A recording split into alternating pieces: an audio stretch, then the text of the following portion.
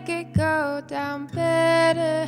I need my love is tough as leather. No, I'm not designed to be this way. Destructive in my case is what you say. Still Welcome to the Indie Tea Talk podcast. I'm Adam and this is Beth, your hosts for a journey into indie music across the north of England. Tune in as we share a brew with some of the most exciting indie artists around, exploring their unique melodies and creating a space where you can discover your favourite music like never before. And whilst you're here, please show your support by hitting that subscribe button. It's a massive help to us and also the amazing artists that we feature. Today on the Indie Tea Talk podcast, we're joined by an artist who has quietly built her craft in songwriting rooms and studios across the world, from California to Liverpool. ISSIE is an LA native turned Liverpool-based singer-songwriter whose work has earned her invites to elite songwriting camps like the American Songwriters Between the Lines camp, led by Grammy award-winning writers. Her sound blends soft soul with mellow jazz, with comparisons to artists such as Olivia Dean and Joy Crooks. Raised in the US and now studying at the renowned Liverpool Institute for Performing Arts in songwriting, ISSIE is carving out a new chapter far from home, yet still deeply personal and musical. So, please welcome into the studio, ISSIE. Hello. Hello, how are you? Very well, thank you. Yourself? Yeah, good. Really good. Did you have a nice journey over this morning? It was lovely. We left quite early and I was just loving all the sheep that I was seeing. Yeah. All of the sheep and the greenery. Welcome to Yorkshire. It's beautiful. I love it. Yeah, it's a bit different to big cities, Liverpool, and very, very different to LA. Yeah, not as much ocean, but it's nice. I'll trade in a cow for the beach. Well, you're near the beach today, so that's not too bad. Yeah. And we've got plenty of cows around. Starting out in Orange County and then making the move to Liverpool, what was that transition like, both musically and personally? It's quite the transition. I think a lot of people ask me from Liverpool why I came over to Liverpool from California. Yeah. And I always say it's like a different kind of beauty trading in for. Back home it's just complete beaches and a lot of serenity, but I think Liverpool, with the people and the culture and the music, has such a different aspect to it. It's hard to compare the two. But it was definitely a hard transition. But weather-wise, I was not ready for the weather. I was not ready for like the winter months. But now that I've been here for a couple of years, I'm used to it. I know how to bear it. Yeah. It, you know what I mean? It thickens the skin, I think. Yeah, yeah, definitely. So at 17, you were considering a career in medicine. Yeah. But secretly, I love this, secretly applied to music schools. That's so cool. And ended up not only like living in California and secretly applying to do music, ended up travelling like halfway around the world almost and landing in Liverpool. How did that sort of decision change your view for music and your future, I suppose, because it's quite a big move to make. Yeah, well, I mean, I like to keep my parents on their toes. I think that's fair to say. By the way, I'm just... I'm like, do you guys know where Liverpool is? Have you heard of Liverpool? Yeah. No, I think sometimes I like look back and wonder how brave I was at 17, because to me at the time, it seemed so normal, and I was just like, this is what I'm going to do. Yeah. And I'm going to do it. And even now I will think about things and be, insecure at points of like my own music. And I just look back at like 17-year-old me going on a flight for the first time by myself. And it's like to Liverpool across the world. And I'm like, I just didn't think twice about it. So I try and have that sense of security and like confidence towards my music now that I've gotten older. I just don't know how I did it in the first place. No. I don't know. I did it. I was just like, I'm just going to go to Liverpool. What did your parents think at that point? Like when you said... They're the real ones that are great. They're great at telling the story because their point of view is quite shocking. Like I was applying to a bunch of schools for medicine, obviously. And I was on the UCAS system, which was new to me because I'd never heard of it before. Of course, yeah. And I saw an ad for Lippa, and I was like, what's Lippa? Look into it. And I was like, ooh, Paul McCartney, that's cool. That's really cool. Yeah. I was like, that's huge. So I applied to it like on a whim and ended up getting selected for like the North American students of people in the next round. And it ended up being the place in person for the audition was 10 minutes away from my house. And I was like, this has got to be, I was like, at the time I was like, this is so weird. And there was people that flew in for the audition and whatnot. And it felt very serendipitous to me of like, I woke up like 10 minutes before the audition, drove over, and some people had to like fly on a plane. And my dad was sat with me in the audition while they were talking about the school. And I think he was just like, I think he looked at me like, what is wrong with this kid? What is wrong? Like, what else is she hiding? Yeah. But they were really, I think, surprised at, because I'm such a shy person and I'm very internal at some points, and I was like that growing up. So I think being so assertive and ambitious, my parents were they wanted me to kind of go on that and let me go forth into this journey, and they've been really supportive since then. And they were the ones that really pushed me to go to the school and have pushed me since to continue in music. So it's really nice. Yeah. How did your friends back over in the States find this sort of move? Well, one of my best friends is actually in music herself. She does music management. So for her, it wasn't that hard to imagine. I actually made her come to Liverpool because I was like, if I'm going here, you're going to come here and you're going to visit me. And she didn't like it as much. Oh, no. I love it. But she goes to school in Nashville and she's used to that Southern hospitality. So when she came to the UK, she was just like, where's Target? Where's Cane's? Where's In-N-Out? Where is anything? What do I do here? But I think she's very proud of me. I hope.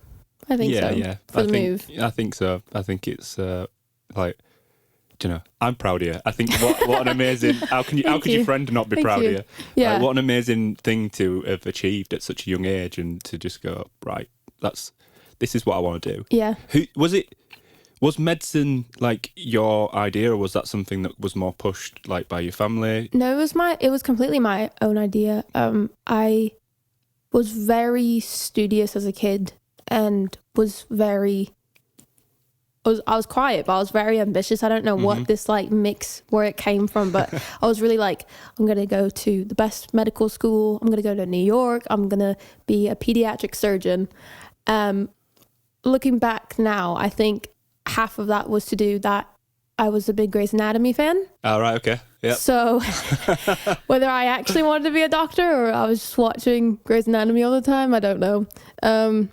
But no, I was very ambitious as a kid, and I think I also was a dancer, so I was always in the arts.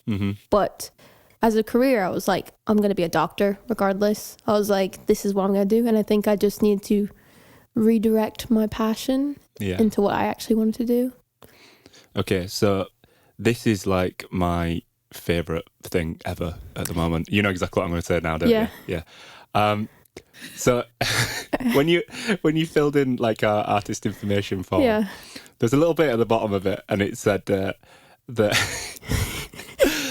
well, you mentioned basically that you'd created, like, you'd gone back home and this big like hometown gig, and you were like, I'm going to play some music, I'm going to invite all my family. It's like this small like songwriting circle. Invited all your family there, and your grandma turned up full of beans. And and at what point did she fall asleep?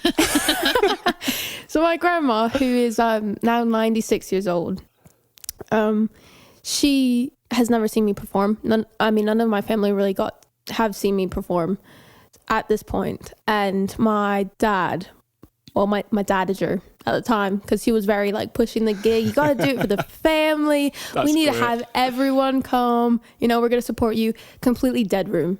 no one else is there but just my family in this like huge long table, 20 people, and I was like, oh, this is embarrassing.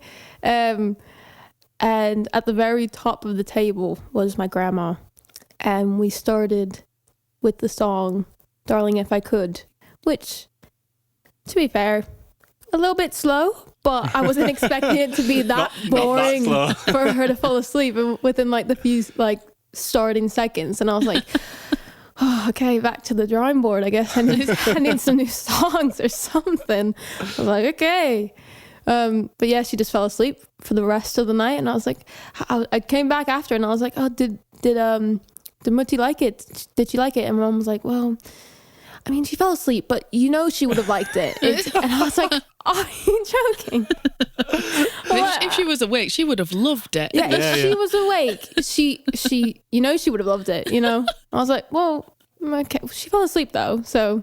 Yeah. Soothing. Yeah. Oh, yeah. Soothing. I could take that.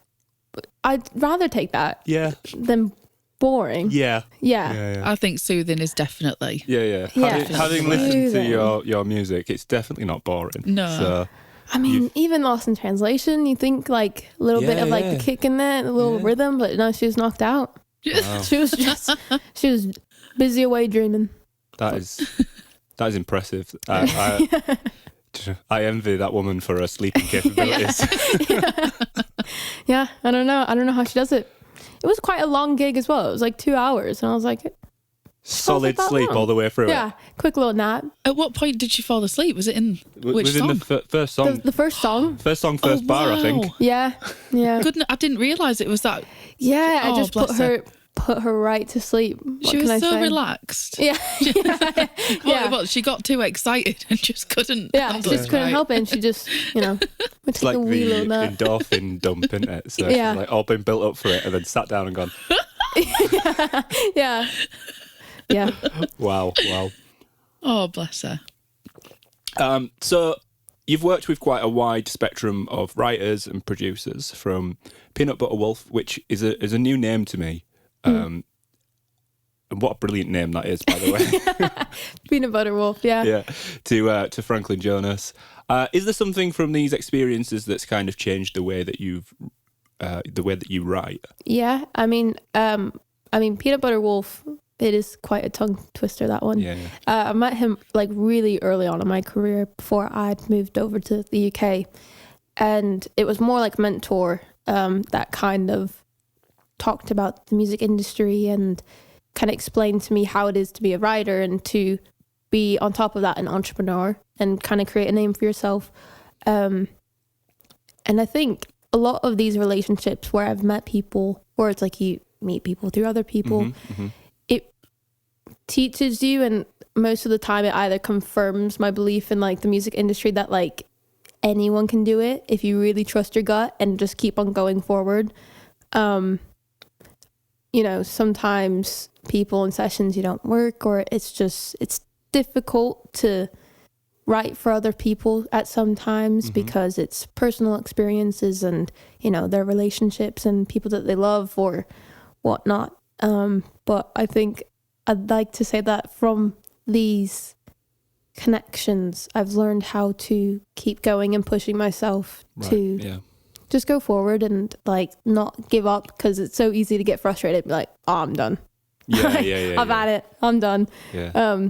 But no, I think a lot of like these relationships through like Franklin Jonas and Peanut Butter Wolf, and like other people, I've just learned that like the more you keep on pushing yourself, the more that you're gonna learn about yourself too as like a writer or an artist. So it's the only way through is through. It's like you got to just keep on pushing yourself to get to the next hurdle. Yeah, absolutely. And I think like you can discover more things about yourself, not only in your creative aspects, but just about who you are as a person as well. Like for doing this project and meeting so many amazing and inspiring people, it's kind of pushed me to try harder at it and push more at it and reach out further. And it like, I know exactly what you mean. It's a cross between like inspiring and motivating and building your resilience and all those different aspects. Yeah. Do you think that this is like the same lessons were learned from your like songwriting networks and the camps? Like, how did you find going to the American? Sorry, what was it called? Is it the? It's the American Songwriter. That one I've actually I've already been to, I guess, when this airs. But it's going to be next week. Oh, really? Yeah. Oh, I didn't realise that. No, Yeah, so it's upcoming, but when this comes out, I guess it will have happened. It will have because this already is going to be happened. like 6 weeks time or something like that. So I'm guessing amazing. I'm guessing it'll be great. Hopefully, Okay, What are you fingers looking crossed. forward well, to? let's change it around a little bit. How did that come about, and what are you looking forward to on it? That came about. So I was in Nashville this summer doing some writing and recording, and one of my friends that I work with, Jim Riley, recommended me this writer, and then I ended up I was searching up this writer, and I saw this camp the same day, and they opened this writing camp, which was closed for a while, and they just reopened it in Nashville. And I was like, oh, that's a bit weird. Like, it just opened today. I was like, I'm just going to apply to it to see.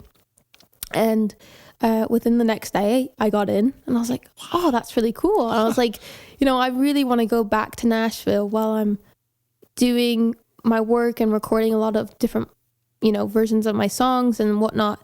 And I was like, what a great reason to go back if I actually have something going on. Yeah. So I ended up applying to it. And as the weeks, turned around, I found out that one of the mentors was going to be Julia Michaels.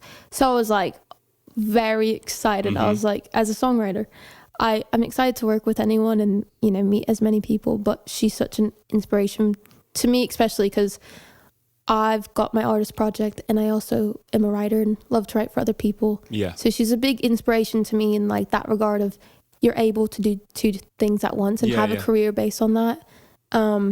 So yeah, I'm really excited to go to it.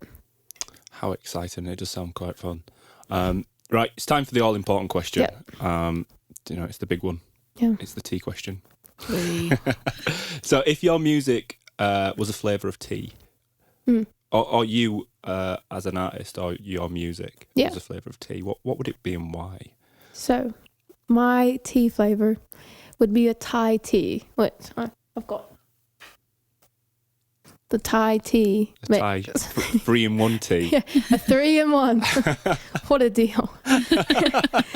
I feel like, to me, Thai tea is such a good representation of me, because it's like, it's sweet. It's not a, classic tea flavour. It's not a, love Yorkshire tea, but it's not like a Yorkshire tea. It's not that bitterness in there. Yeah. It's quite sweet up front, and it's got a little bit of spice in there. And maybe it makes you want to boogie after you've had a lot of sugar in you. Yeah, got a spike in you, so you want to do a little boogie. So I feel like the Thai tea is quite representative of me. I love it. My music. And I can vouch with our cameraman has already had a little bit of a boogie, and we've had to tell him to calm down while he's been recording. So again, George. Yeah, he had to. Yeah, got too warm, boogie, and it's crazy party. Thankfully, he had a t-shirt on underneath. Yeah, but Brilliant. Well, thank you very much for that. It's now time to jump into your first live session. Do you want to tell us what you're going to be performing and a little bit about it? Yeah, the first song that I'm going to do is called Darling If I Could. It's one of the first kind of more jazzier songs I started writing last year. And I usually do it with a big full band, so it's got quite a different instrumental section, but it's such a whimsical melody, and I really fell in love with the dynamic in between the lyrics and the song itself and the melody. And it's just a fun one to do. Brilliant. Well, can't wait. Let's give it a listen.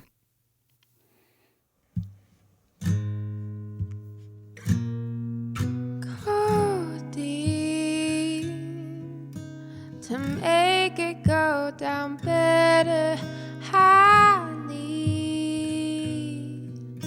my love is tough as leather. No, I'm not designed to be this way.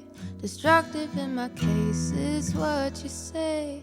Still I'm searching anyways. When it's in your eyes so easily, how could I pretend I'm deserving of you?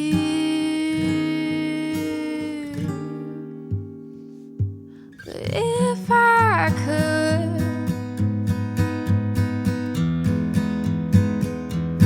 if I could, oh,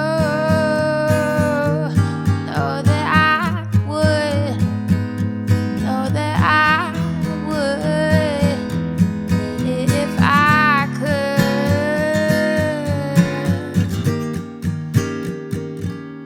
Ooh, nothing like the rain downpouring on me.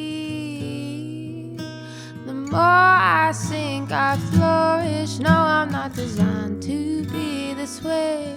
Destructive in my case is what you say. Still I'm searching anyways. Oh, when it's in your eyes so easily, how could I pretend I'm deserving of you? But if I could,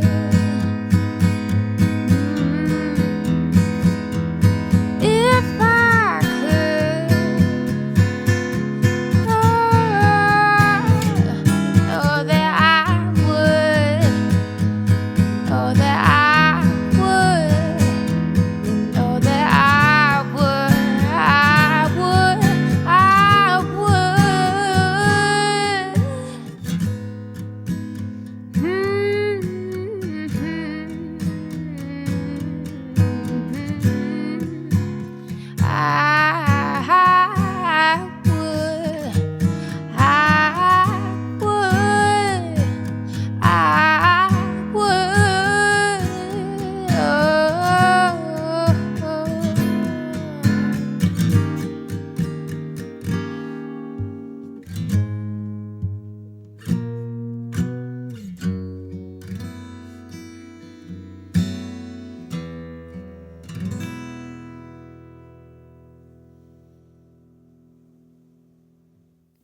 So you've played venues across the UK and festivals with artists like Gloria, Gaynor and the Fratellis. Was there one gig in particular that felt like a turning point? Oh gosh, I mean last year in itself I played so many like incredible gigs where I was just, every single one was incredible to me because I was like, oh, there's an audience here. This is amazing. But I mean the Diva Fest was really cool this summer because I love Gloria Gaynor, and to see her perform and be able to like bring home a t-shirt for my mom that had Gloria Gaynor in big letters and then really small on the bottom was my name was really cool. Hey, it's still on there. It's still, and that's what I said to her. I was like, listen, don't look at the size of the font. Yeah. It's still on there. That's it. You wait another 10 years, it'll be the other way around. Yeah. I mean, who knows? But I don't know. I think in Liverpool, I've played a lot of really cool gigs where, you know, I'm always surprised at like the people that show up for you. And one of them I played last year at the Arts Bar on Hope Street. And it was like a cute little like event that was ran by some of my friends. And it was all like female run, but it was such an incredible night. It was called the Lamp Lounge. And we had such an amazing turnout where people were like showing up outside and there were still loads of people like trying to get in. And I've just had never had that before. And I think that was a really fun like turning point for me to be like, this is crazy to see like people actually want to show up and listen to the music. And I just thought that was like, can't believe how far I've come from like 2 people in the audience to like people actually wanting to see you is crazy. From knocking your granny out to honestly the difference of my granny falling asleep to then like people actually wanting to a crowd of people wanting to fall asleep. You know what I mean? At least now there's numbers there. Yeah, absolutely. This is your like marketing thing now. Yeah. I've got to say it to everyone now. It's like, listen, you might want to fall asleep, but we'll have a large number of people falling asleep. So it's like, bring pillows. Yeah. Camp out. That's it. Living in Liverpool, now, how does the city's musical history and energy feed into your live shows then? I think. Or does it? Like, you know, I mean, obviously the city's got a lot of cultural history with music. Do you feed into that, or is it just I think it's ingrained in the city and like the people, no matter what. I think even if you try to escape it, and no matter what genre you do, I think it's still going to have an input on you, because it's such a wonderful city full with such culture. And I think I don't know, I there's something about Liverpool itself, and I'm not from the UK, so I know like that might be controversial of saying like my favorite city. I don't want to, you know, but I love the city itself, and it's such a wonderful place where it's like the music really is the heartbeat of it. Yeah. And the fact that it is so warm to emerging artists, there's constantly like emerging artists coming out of the city, and like me being one of them, being able to say that like I'm coming out of Liverpool's really, I don't know, very proud of it. Yeah. I get that. It's just, I don't know, I think the history comes with that too, of like being from Liverpool, the history of music and all that comes from it is just really, it's very exciting. Yeah. So do you think like as an emerging artist coming out of Liverpool and like building your career, what have been the biggest challenges and also the most rewarding moments of that journey so far? I think being an independent artist, there's so many challenges. I think these days especially, I don't know, I think there's a lot of things stacked up against you, but like we said before, I think resilience is one of the main things in this industry, where it's like if you're able to stay resilient over all of the people saying no, you'll be able to find your definition of success, whatever way it is. And I mean, that's something that I try and follow. It's not easy being like an independent artist, because like no one likes hearing no all the time. Yeah. But it's kind of just what you have to do. I mean, there's loads of artists right now where it's like you see them 10 years from now make it big on like one song, or it's like, you know, even like Olivia Dean at the moment, who's like been working for like I think 10 years or like 15 years or something like that, and she's now making it huge, you know, in the space. So I think it's just something where it's like trying to stay strong and keep pushing through, I think is something that I have to remind myself a lot too. And I'm sure a lot of like the emerging artists from like Liverpool or wherever have to kind of remind themselves, because it's on you to kind of keep yourself grounded but keep on going. Yeah. It's reassuring to hear that as well, and I think any other artists at home watching will resonate with that, because it can look so effortless on the surface, but like what goes on behind that is just constant graft. So many emails. So many emails. So many boring emails, tedious emails, but it's necessary unless you've got the people to do it for you. Yeah. So it's just important to know like everyone does it. Every, you know. My top tip is just organise a quick phone call. Yeah. It's like that, honestly. Yeah. What can be said in a phone call could last like 2 weeks on emails. Yeah. And you just like, and then you get to the end of it and you think, have they actually answered the question that I asked them? Like, I'm not sure. No, it's true. There's a lot of words on the page, but it's a lot of words and no substance. Yeah. So just like do boxes instead of like click yes, click no. Yeah. Just make it simple. Yeah. Please acknowledge this. Yes. Yes. Will you do this? Yes. Yes. Oh. Easy. Done. Yeah. Why did we spend 4 months? So when all those emails have been sent, what is one of the most rewarding parts of your career so far? being able to see the finished product, I feel like is always like, oh, I can't believe like this 6-month recording session or whatever actually turned into something. Because I swear sometimes you do things where it's like you lose sense of like, why am I doing this? Why did I just spend like 2 months on this when it's like it's not even come out, or you know, things happen and you know you have to scratch something and start over, so it's like it's just stuff happens, so you got to keep on like going forward. And I think the final product, if it does come out or whatever it is in question, like that's the most rewarding thing, because it's like I actually have something tangible and real here.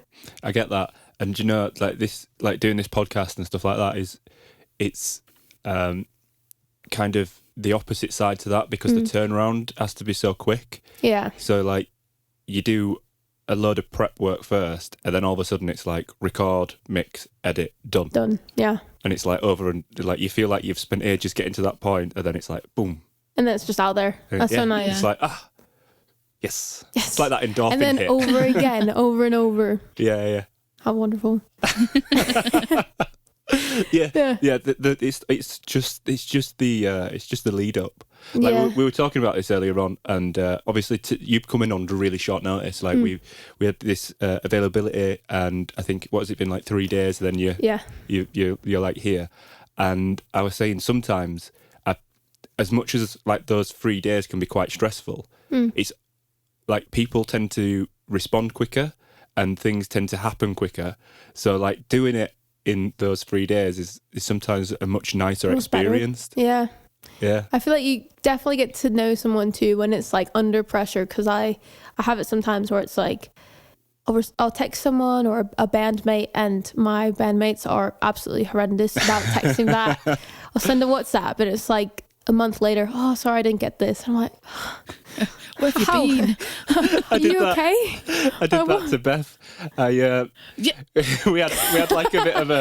had like a a music night on here, like a bit of an open mic. Yeah. And Beth, she tried to make it, but she couldn't. She finished a gig late.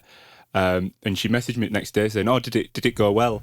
And then I opened the message up to message her yesterday to see if she could come in today. I'm like, crap. This was like a month ago. He was like, "Yeah, it was really good." Guilty. By the way, are you free tomorrow? Yeah. It's like, oh yeah, no, it's good. I need something. So yeah, I get those all the time, and it's like, I can't fault you. Yeah. Everyone does it eventually. So do it. I think it's a good sign. I think it's a sign that you're busy. Yeah. Which, you know. Yeah, I think one thing I'd like to publicly put out to anybody that I've not replied to is it's not because I don't want to reply to you. It's because I just tend to be doing so many different things. Yeah, fair enough. So I do apologise, and I will get back to you. When you need something. When I need something. Right, leave me alone. This is payback for all the nasty quickfire questions. Yeah. I've got a good one for you soon, so don't worry. Oh, goodness. Right, so you've said that your music is rooted in talent and authenticity. What do those words mean to you at this stage of your career? I think talent, I hope so. Yeah. Talent, I hope so. I mean, that speaks for itself. Yeah, I don't know. There's always going to be people that like your things and don't like your things. But authenticity, to me especially, is just like doing what I know and what really makes me believe in the music. I mean, I love making music, but at the end of the day, I'm such a fan of a lot of different music. And it's something that it's like, I'm constantly listening to music, trying to find new artists. And I think authenticity is something that shows that, and that I'm trying to create music that's really meaningful to me and that makes me feel something. Yeah. And if that makes someone else feel something, that's incredible. And that's something that I want to achieve. It's like the greatest honour, isn't it? If you can, like, you've got to start from the heart. Yeah. And then if it goes out and means something to somebody else, then that's like, wow, what an achievement. Yeah. And I think the music's so beautiful in the way that it can have such a massive impact. Yeah. Because I feel like every artist writes from their own personal experience and relationships and whatnot. So it's like the fact that your own feelings can relate and translate to someone else is like, I think the relatability to people is just at the end of the day so important, and something that like it's incredible that music has this relation to people where it's like it translates to people because they feel those same emotions throughout different stages of life or heartbreak and whatnot. So it's really incredible to see it like on a small scale to a big scale and whatnot. And that's why it's so subjective. Like people's music tastes are so subjective because there is such a broad array of, you know, personal emotions and feelings, and you know, not only do people, I mean, some people don't even listen to the lyrics; they just listen to the melody, and so like that's a completely different thing. Like a melody that can move somebody, is a different thing to. That's crazy to me because I'm such a lyrics person. I always see people that don't listen to the lyrics. I'm like, how? Yeah. I wish I could be like you and just like listen to the melody and be like la la la la. But it's like I feel like it's ingrained in me to be like, what are they saying? Yeah. I need to dissect this. I'm going to strip this apart, put it back together. Yeah. It's the surgeon in me. It's That's medical. It. Yeah. Full circle. Brilliant. Full circle. Right then. So looking ahead, you've already travelled from LA to Liverpool, which is, as we've discussed, quite an achievement, and worked, you know, globally.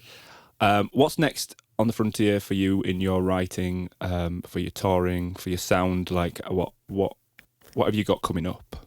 I mean, coming up, I think the next thing for me is I'd like to have my debut release. It's something that I've been working on for a while. And that, hence all of the live shows I've been doing and gigging and whatnot around the UK. And I'm hoping in 2026 to actually put my stuff forward to the world. So my grandma can listen to my song for the first time and not fall asleep, hopefully. And if she does, she could just restart it. Yeah. Just, your streams are about to go through the roof. yeah. Just the 30 seconds going around. No, but that's the goal for me and my main achievement. And doing that while I write and, you know, continue as a songwriter throughout wherever it may be, wherever in the globe it may be. Yeah. Global jet setter. It's about time we jumped into your second live session. Do you want to give us a little teaser of what it is and what it's about? Yeah, the next one is All of It Will Show. It's a really cute love song, and it's kind of about all of the quirky or, you know, non-cute things that someone else or a partner kind of brings out of you. I tend to have frizzy hair, and with my partner, it's something that they love, and they like love the little things about and the details. So I think it kind of picks up on that, and like the little details that you might not like are something that a loved one might love. So I really like that. I really like that lyric as well. Thank you. Yeah, it's true. It's based on true facts. So. Well, even better. Perfect. Let's jump into it. Thanks. Cool. Thank you.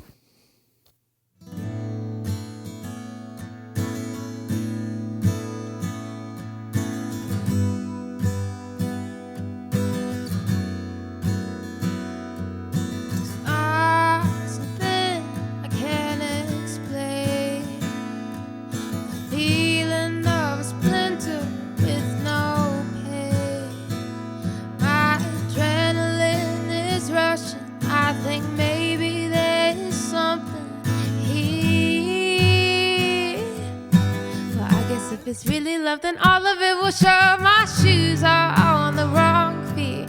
My hair is frizzy 7 times a week. I'm giving wrong directions. I like to test his patience.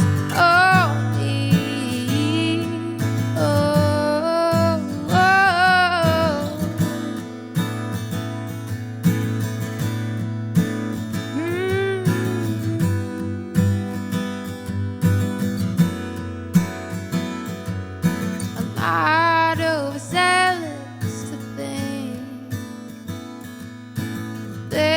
First for everything. I try not to resist it. All the things that he brings out of me. if it's really love, then all of it will show. My shoes are on the wrong feet. My hair is frizzy 7 times a week. I'm giving wrong directions. I like to test his patience. Oh, me. Oh, oh, oh.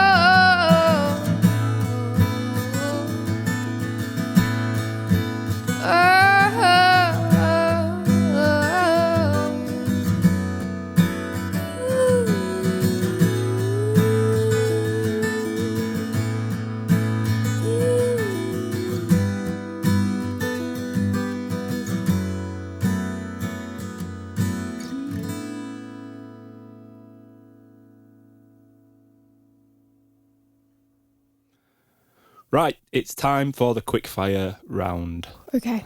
I keep trying to write better quickfire questions because I tend to write them where they require a longer answer. But here we go. Okay, I'll try and be as quick and fire, not yap on. I mean, we'll just see what happens. Okay. I'm going to be a bit cruel, first and foremost. I want to know, Liverpool or LA, which city gives you the most creative energy?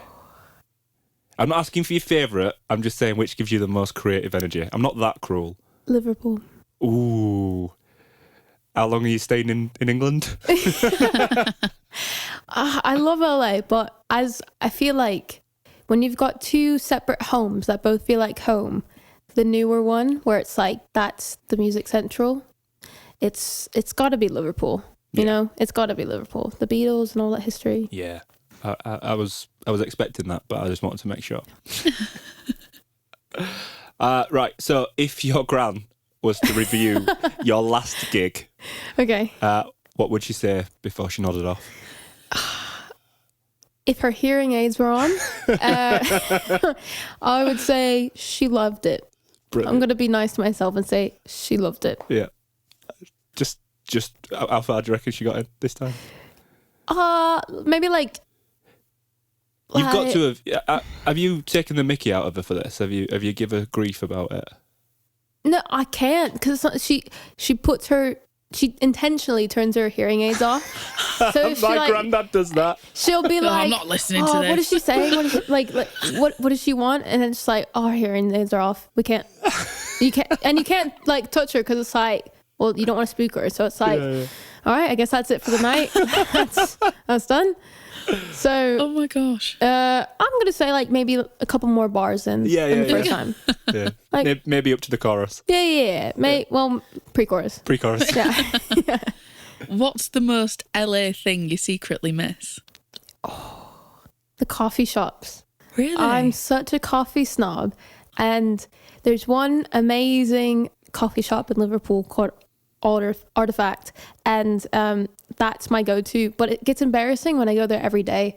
You know what I mean? Like when I go You there want some variety? I need a variety because it's like ice mocha, and I'm like, same every day. I need like a couple of different coffee shops I can go to, kind of like, a little bit of variety, switch between. And LA's got loads. Yeah. What's the worst gig you've played, and what made it so unforgettable? My first ever gig in Liverpool, I was so nervous, and as a defense mechanism, I don't know where this came from, but I put on an English accent, and I was like, how are you guys? It's really good to be here. And silence, complete silence from the crowd. And even the people in my band slowly like turned around and no. And I just kept on going. I don't know what in me was like, yeah, this is good. Like, they're going to love this. I was like, they're going to love this. It's like the Friends episode with Ross, isn't it? It was so bad. And they were like, don't ever do that again. They're like, don't. And then I had to like say, I was like, oh no, I'm from LA. Which is even worse because it's like, don't then say, oh, I'm American. Like they assume that. They assume like, you didn't have to the bit. I didn't have to tell them. They already knew. Oh God. That is. I think that's my favourite one actually. Yeah.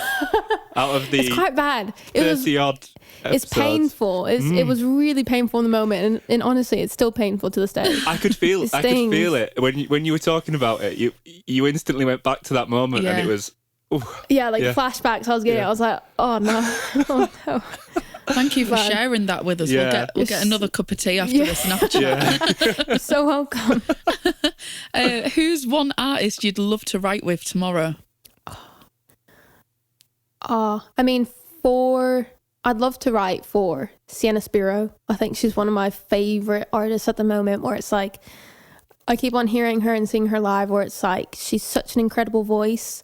I'd love to be able to write a song for her and have her sing like one of my songs. Yeah, I feel like it's always Sienna Spiro. I feel like there's loads of different artists, but like that's one voice where it's like, she's so incredible. Yeah. And I feel like her voice is such like a cool like tool almost that you could like do things with. So it's like having a song and having her like belt a crazy thing in it, if that I wrote, would be so cool. That's so cool that, like, I don't know, I don't really feel like I get to meet many songwriters who write for other people, and that you can hear other people singing your songs. If someone tried to sing one of my songs, I'd be like, hands off. But that you'd want to write for someone, that's just really cool. I just get excited. There's certain songs where I write it where I'm like, I would love to see what this person would sound like on it. And then obviously there's some songs where it's like, I'm going to keep this for myself. Yeah. Yeah. There's odd ones where I'm like, this one's mine, But You've got to cherry pick the best ones, haven't you? I mean, just saying. It'd be silly not to. Right, it's time for you to give us a little bit of. It's time for you to promote yourself. Okay. So, Yeah. where can we find you? What are you up to in 6 weeks' time onwards? Ooh. If you know that far in advance. And yeah. You can find me on all social media platforms at ISSIE. It's not the English spelling. It's ISSIE. And yeah, I think I've got a couple of gigs in January. I know I'm going to be playing Valentine's Day in London, so that's exciting Nice. one. But the next couple of weeks, I've just got a lot of writing sessions going back to Nashville and a lot of busy writing. So Yeah. I've got most of my live things are, I think, in 2026. Cool. So, yeah. So where can people find your live stuff? Do you post a lot of stuff on Instagram? Yeah, Is that the best place to follow? Instagram is the best platform for my live things. So please follow. Brilliant. Well, that kind of wraps up another episode of Indie Tea Talk. Thank you so much for coming over today. Thank you so much for having me. It's I had a such lot of fun. It's such a long journey, so really appreciate I enjoyed all the cows and the sheep on the way over here, so it's all right. great stuff. And we've got some pizza to finish off with after Lovely. this, so everyone's happy. But yeah, thank you so much for coming over. It's been Thank an you. absolute pleasure. Remember, you can follow ISSIE on Instagram at ISSIEIZ, or alternatively, just find the link below. It's a lot easier. And you can find us on Instagram. Same again, all the links are below. Please do hit that subscribe button and share and comment and let us know what you think and what you'd like us to do next. Until next time, thank you very much. Thank you.